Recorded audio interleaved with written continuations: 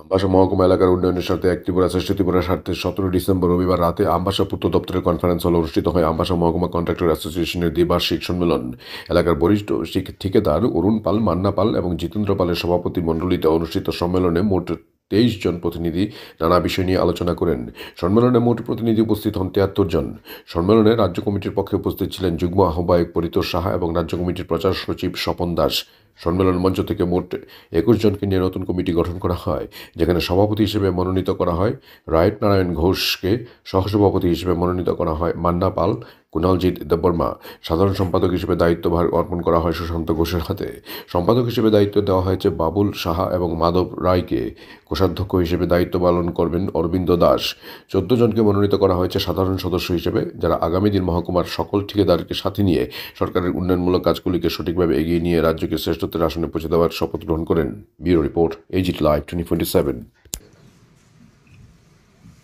এখন পর্যন্ত যে আলোচনা হয়েছে, আমার মনে হয় যদি নতুন কমিটি গঠন করা হয়, কমিটিটা আগেও দেখছি কয়েকটা ইচ্ছা শক্তি কম থাকে, যে জায়গার মধ্যে উইফোর্স না থাকে ওই জায়গার সাকসেস। সুতরাং ঘোষক কথা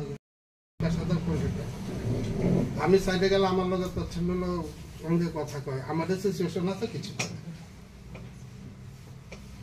সুতরাং আর কথা বাড়াই লাভ নাই, যা বুঝানো তো আমরা সবাই বুঝি, সবাই ভুক্তভোগী কাজ করতে গিয়ে। আজকাল কমিটিটা করলে এরকম ভাবে একটা কমিটি করে, বয়স কম শুধু বড় এটা প্রশ্ন না, কমিটিটার যাতে এরকম হয় তাদের ইচ্ছা শক্তিটা ভালো থাকে, অ্যাটলিস্ট অফিসে গিয়ে ফাইট করতে পারে। আমরা আজকে বয়স দিলাম প্রেসিডেন্ট করে, একটা আমার একটা তাদের কথা বলার ক্ষমতা আছে এবং কিছু শিক্ষাগত, দুঃখিত আমি ভালো লাগছে এটা। তো এখান থেকে যে সিদ্ধান্ত হবে সেটা যেন এখানেই থেকে না যায়, আমার সেই জন্যই এই কথাগুলি বলা, যে বাইরে গিয়েও যেন যে আজকের এই সান্ধ্য অনুষ্ঠানে যে তার যে নির্যাস, সেটা নিয়ে একবার হলো মানে ঘুমানোর আগে বা ভাবা উচিত, তার জন্য এই কথাগুলি বলা। এবার সবাই বলছেন যে অফিস আমাদেরকে বঞ্চিত করে বিভিন্ন সময় বিভিন্নভাবে।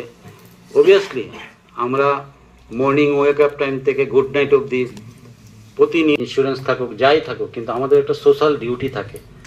যখন একটা লেবার অ্যাক্সিডেন্ট হয়, তার পরিবার যখন আসে, তখন কিন্তু আপনি বলতে পারেন না যে তোমার তো ইন্স্যুরেন্স করা আছে, এইটা করা আছে, এইটা করা। তার মানে কি আমরা সোশ্যাল রেসপন্স অসম্ভব। তো এইগুলি আমাদের করতে লাগে। আমাদের অন্যান্য অফিস কর্মচারী বা অফিসারদের মতো আমাদের প্রফেশনালটা নেই। তো আমাদের যে এই জায়গাটার উত্তরণের মানে অনেক রাস্তা আছে। অবভিয়াসলি এটা সংগঠন তার শক্তিশালী, যত শক্তি হবে সেটা একটা সাংঘাতিক।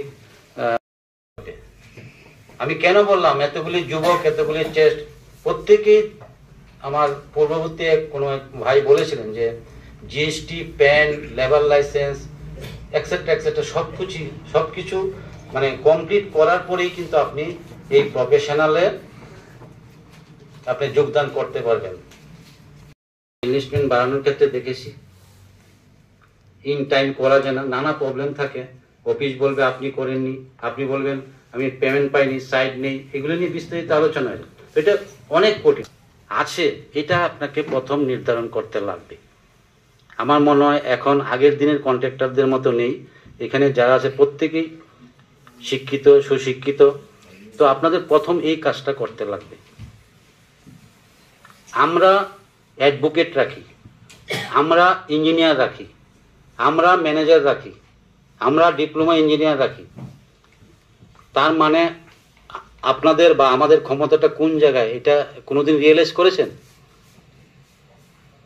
আমি তো একটা চিঠি লেখার জন্য অ্যাডভোকেটকে পয়সা দিই, তাহলে আমার টাকায় তো কারোর পার্মানেন্ট থাকে, ইঞ্জিনিয়ার রাখতেই লাগে।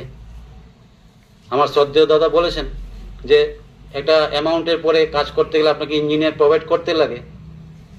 তো নিয়ম কানুন যেটা আছে সেটাকে আপনি মেনটেন করতেই লাগবে। তো সেটাকে